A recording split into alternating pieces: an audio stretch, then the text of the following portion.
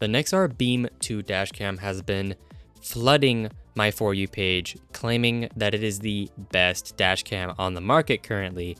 And despite all this hype, I haven't been able to find a single video that gives an in-depth detail of video quality, audio quality, GPS functionality, anything like that. And during my review of this product, there are so many features that they haven't even talked about in the ads that I've seen so far. And this is a new dash cam, but it does have a pretty high rating on their website, which then leads us to our first segment. Connection quality. How is that 4G LTE connection that they have been advertising as anywhere, access anytime, and whether that's bad or how much latency that does come with this? And in my testings, there has been a pretty substantial amount of latency.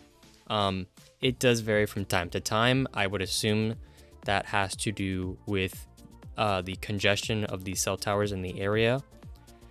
But it's around 6 seconds of delay, 4-ish.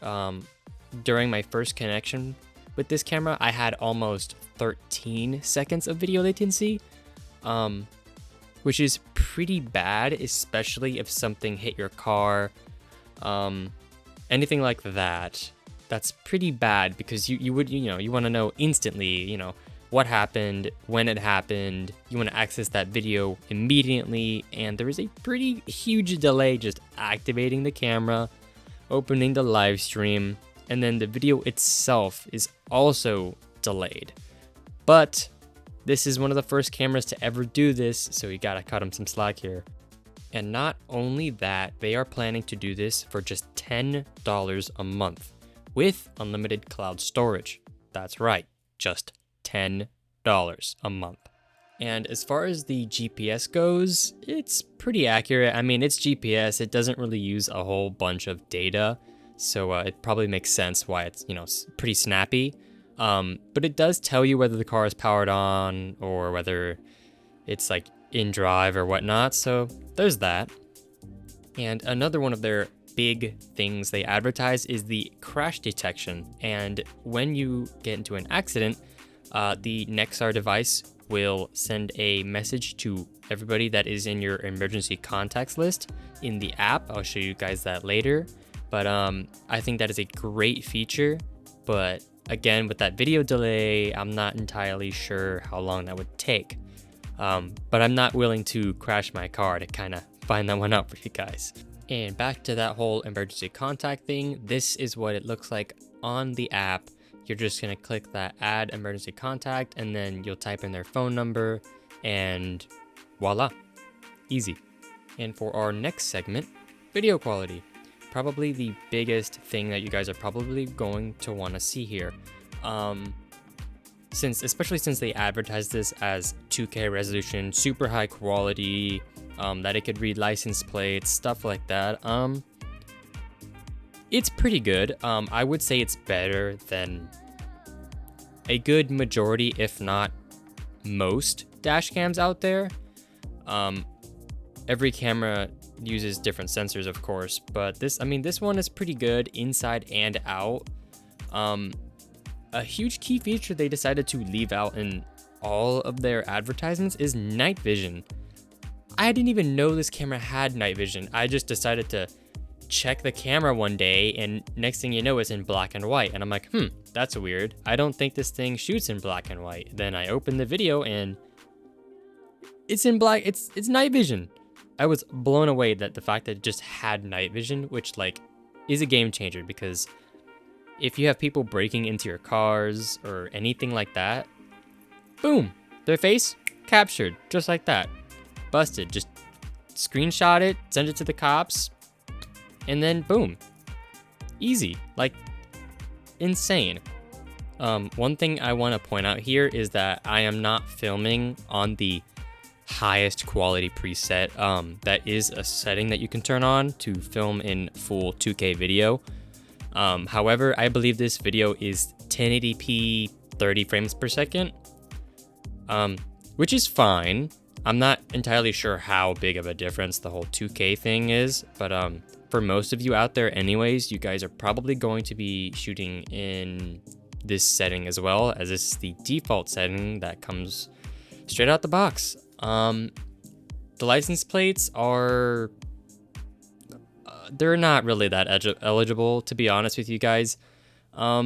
Maybe better than a lot of them out there, but it's a dash cam, guys. A lot of people end up just announcing the license plate numbers anyway, just in case they couldn't see it on the dash cam, which is kind of like a habit that everyone kind of does now.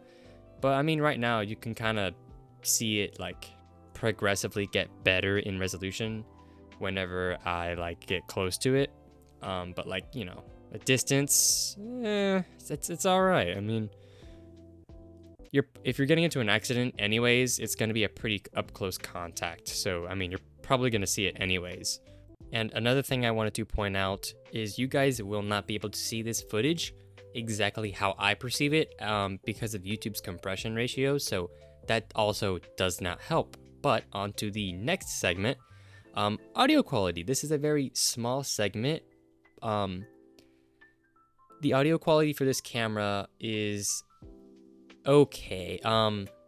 You buy a dash cam for the video purposes, honestly, anyways. But this audio is not this camera's strong suit. I will say that. I mean, you play music in your car a lot of the time, and it's not great, anyways. I mean, no dash cam out there has great audio, from what I know. I mean, even the last dash cam I bought, which was like, it was like $100 one. And, you know, I blast my music, so, I mean, I can only play little snippets of the audio quality here. But this is how it sounds.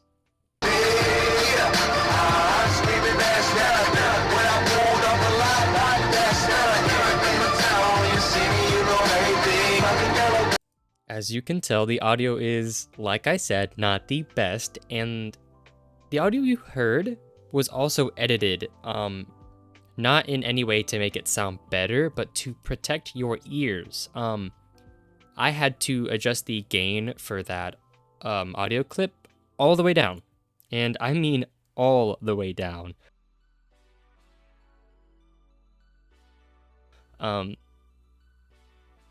My ears are actually ringing right now just talking because I have headphones on, and it was terrible.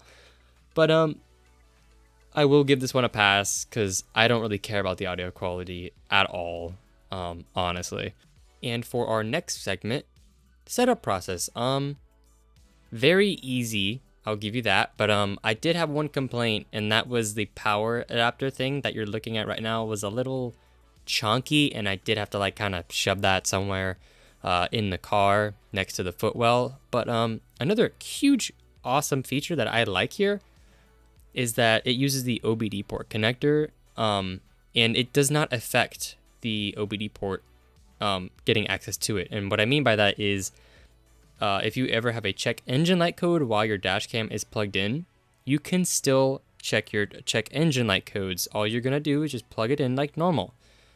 It's great. It has a little pass-through port. I think that is very awesome. I don't know if other dash cams have this, but this is the first time I've ever seen anything like that. So that is a huge thumbs up for me. And on to the app side of the whole setup process, you're basically just going to scan the QR code, and the app is going to walk you through every single thing you guys need to do to install this. It tells you to not worry about cable management or anything like that. Just go ahead and plug it in, get the power set up, get it registered. With anytime you buy one of these, it does give you a 1 month free subscription. So that's kind of cool. But I mean, it's $10 a month, which is less than a Spotify subscription, which is insane. You're getting a huge deal here. So I honestly have no problem paying $10 a month for everything that I am getting. But small problem I did end up having.